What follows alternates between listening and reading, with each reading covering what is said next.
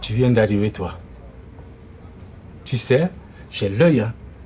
Au moment où un client entre dans ma boutique, je peux te dire depuis combien de temps il est en France. Nous manquons un homme. Nous manquons pas ça. Nous manquons un vogada. J'ai fait 4 documentaires et 6 courts-métrages. J'ai beaucoup travaillé sur la question de l'exil, que je poursuis film après film avec des points de vue différents. J'avais travaillé sur les routes de migration d'abord, sur les camps, sur l'arrivée dans un pays d'accueil. Et il y avait toujours ce point qui m'intéressait, qui était de raconter le poids avec lequel voyagent ces exilés. Chávez, ¿quién te ha dicho que me lave el coche? ¿Tú? ¿Quién te ha dicho que me lave el coche?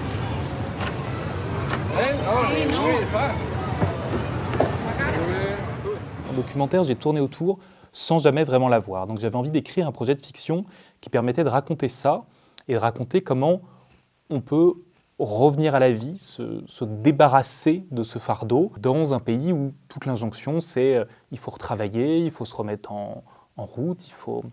Donc je voulais vraiment creuser ce fil de comment on se retrouve soi-même, comment on revient à la vie.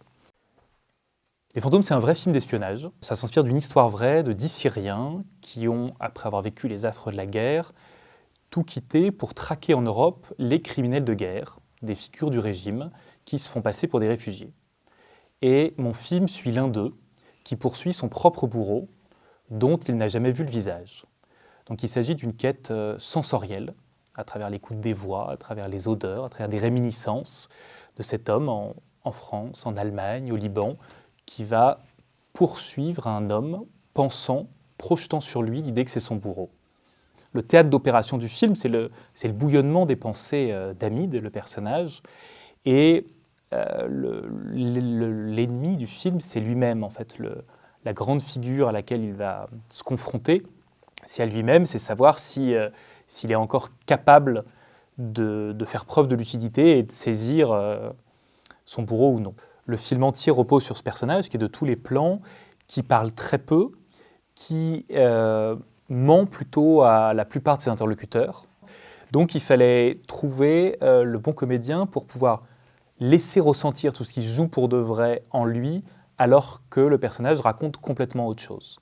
Et donc j'ai trouvé Adam Bessa, qui, fil d'essai, a montré une espèce de capacité où j'arrive à lire dans son visage l'ensemble des tiraillements qui raconte ce qu'est Hamid aujourd'hui, et ce sentiment qu'il a une pensée qui est en mouvement continu. Et ce que j'ai envie qu'on pressente à travers juste l'observation de son visage, c'est à quel point on passe d'un doute à l'autre, d'une peur, à quel point le personnage peut d'un coup retomber complètement, ou au contraire que ses pulsions de vengeance pourraient le faire monter sur la table, et de pressentir en fait que tout est possible avec ce personnage.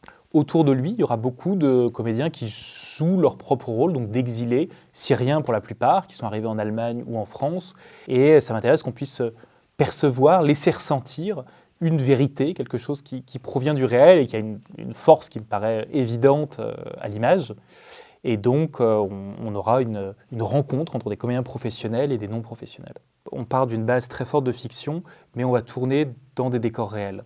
La plupart des comédiens, excepté les comédiens principaux, joueront leur propre rôle d'exilés, ont leur propre histoire qui transpire à travers le film. Et donc, tout dans le film vient raconter ça, mais l'ensemble du film n'est pas un film naturaliste. J'avais d'abord envie, moi, de faire de ces exilés des grands héros tragiques, parce que c'est ce qui me semble la meilleure manière de retranscrire la force des récits qu'ils m'ont racontés, tout simplement, et d'être en résonance avec les grands héros des polars ou des films noirs américains, parce que je trouve que l'intensité de ce qu'ils ont vécu, le rapport à la mort, au danger, à la force des enjeux qui les ont touchés, se situe là. Donc le tournage commence à se profiler, on va tourner en juin, juillet, août, d'abord en France, à Strasbourg. C'est vraiment la ville dans laquelle j'ai écrit ce film, c'est la proximité avec l'Allemagne, l'idée d'être une ville frontière, et puis aussi le dépaysement absolu de cette ville froide, extrêmement incarnée, pleine de traditions au milieu du marché de Noël, dans lequel se retrouve du jour au lendemain un exilé syrien. On va tourner en Allemagne également, parce que le reste du groupe est en Allemagne et pense que le bourreau est en Allemagne. Et on va tourner ensuite en Jordanie, où on va reconstituer le désert syrien et des quartiers de la vieille ville de Beyrouth.